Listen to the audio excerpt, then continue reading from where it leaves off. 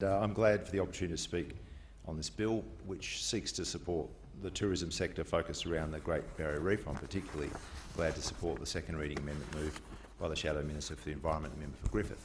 And I join her in encouraging people around Australia to support our tourism economies all over this country, including in Queensland, including the tourism sector focus on the Great Barrier Reef.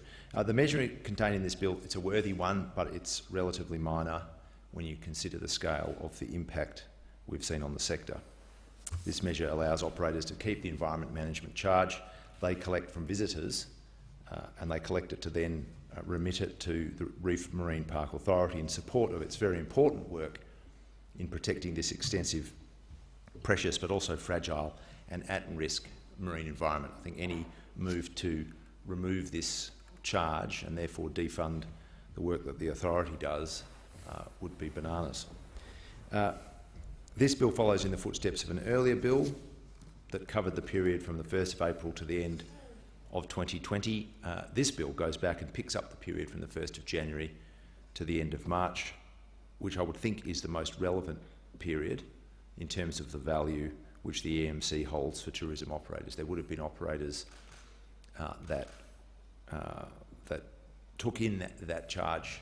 They've either held it or they've remitted it, and they will get it back, and it will be of some value to them. After the 1st of March, there probably wasn't much tourism and much in the way of a charge being gathered. Deputy Speaker, I really want to take this opportunity to acknowledge all the businesses and workers who are involved one way or another with Great Barrier Reef tourism. I know it will have been a distressing and bewildering experience so far in 2020, and unfortunately that situation continues. GBR tourism is by itself a significant part of the Australian economy and of course the Queensland economy, and its direct and indirect value is enormous. $6.4 billion annually and 64,000 jobs, and there are thousands of businesses that depend on and benefit from reef tourism to some degree. If you think of all those involved, tour operators, accommodation and transport providers, boat operators, recreational hire businesses, divers, fishers, people in aquaculture, food and beverage businesses, people in scientific research and conservation, the list goes on and on.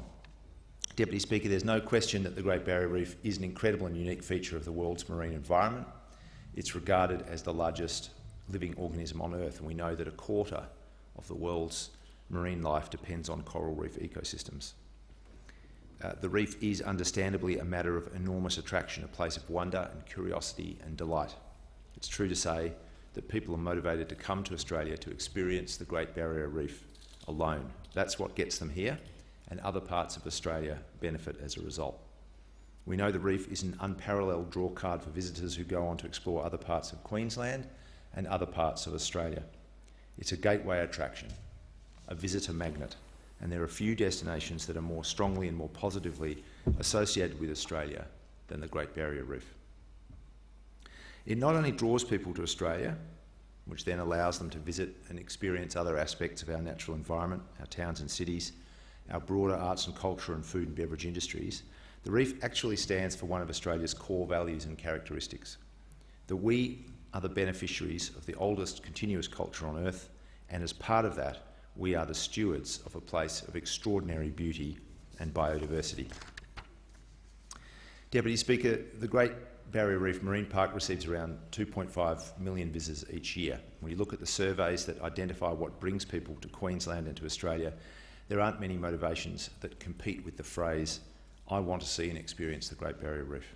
So again, like the member for Griffith, I acknowledge all those involved in looking after and showing off this wonder of the world, this World Heritage marvel for which we in Australia are fortunate to be responsible. We do need to do more to live up to that responsibility. We cannot take the health of our marine environments around Australia for granted, and I'm going to come back to that. Almost everyone in Australia's tourism sector has had an unbelievably rough year in 2020, because we know that the tourism and visitor economy was first hit and hardest hit by the coronavirus pandemic. In March alone, I understand that visitor arrivals in Queensland fell 60%. As I understand it, $200 million of bookings were cancelled in March, and by the end of April that impact was estimated to have reached 500 million. There's also an estimate that 16,000 workers would be laid off. That's a quarter of the 64,000 involved in GBR tourism. That's one in four. I know that Tropical North Tourism has said we will be one of the last destinations to recover, and we estimate that the region will lose at least $2.5 billion in visitor expenditure, which is 15% of our gross regional product in 2020. And right now we're coming into the period in which Queensland tourism would usually welcome a large number of visitors, especially from overseas. Obviously that's been heavily affected, and while everyone in this place looks forward to the resumption in due course of interstate travel and tourism where it's safe for that to occur, international tourism is likely to be a fair way off. So it's appropriate, of course it's appropriate, that we take measures like the one delivered through this bill, but it's more important that we consider whether the government is doing enough. The value of allowing operators to keep the EMC or have it remitted to them if they've already passed it through is likely to be around $2 million. $2 million in the period covered from the 1st of January to the end of March.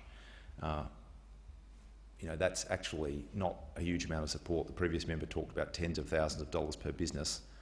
I can't really see what that calculation is based on. Because we know the bill operates to ensure that the Great Barrier Reef Marine Park Authority is not deprived of funding, the bill provides for $2.9 million to go from consolidated revenue to the MPA in lieu of what it would ordinarily gain. So somewhere between $2 and $3 million is what this measure's worth. It's not a huge number, it's not unhelpful, but it's not going to make a massive difference. We know that a proper wage subsidy would have made a much more significant difference.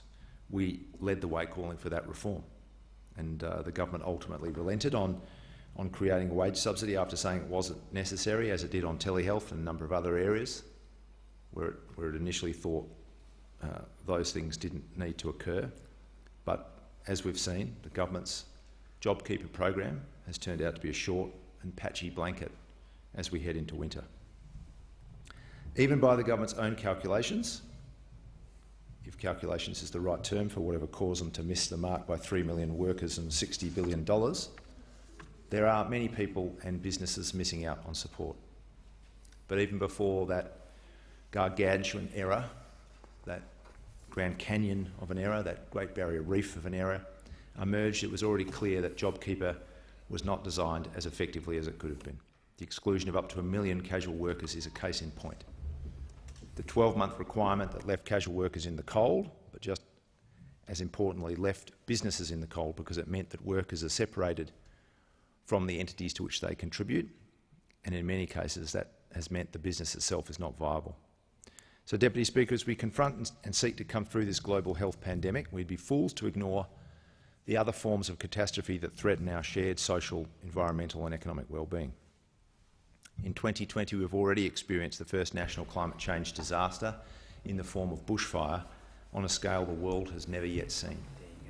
We've also watched in dismay the third mass bleaching event in the Great Barrier Reef within the last 5 years.